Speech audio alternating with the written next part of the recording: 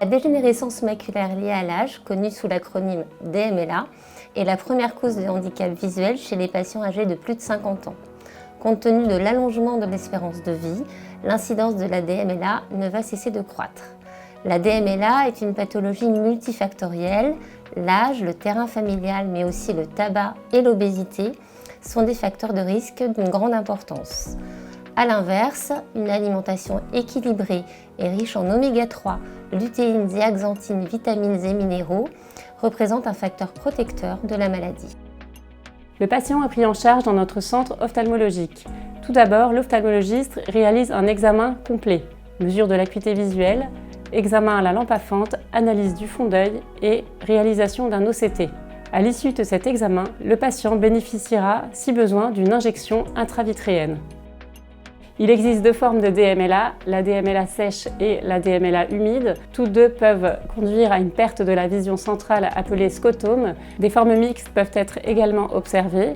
Le patient peut percevoir une déformation des lignes droites appelée métamorphopsie.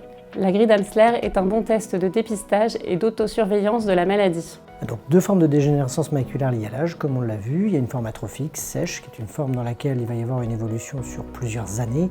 Et c'est une forme qui est pour l'instant pas accessible à un traitement spécifique. Et puis il y a une forme humide, exudative, qui est une forme dans laquelle, depuis maintenant une quinzaine d'années, on traite par des injections intravitréennes. Ce sont des injections qu'on pratique dans le blanc de l'œil, à un rythme mensuel au départ, et puis un rythme qu'on va espacer ensuite progressivement. L'objectif étant de trouver la cadence la plus large possible entre deux injections. C'est un traitement qui est maintenu au long cours, qui est difficile d'arrêter en règle générale.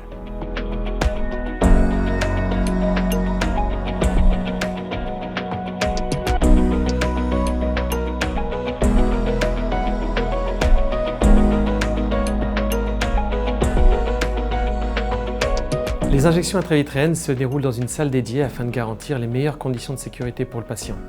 Après une anesthésie locale et une désinfection oculaire, l'injection intravitréenne ne dure que quelques secondes. Elle est totalement indolore. Néanmoins, les patients peuvent percevoir quelques corps flottants pendant 24 à 48 heures et ils doivent s'estomper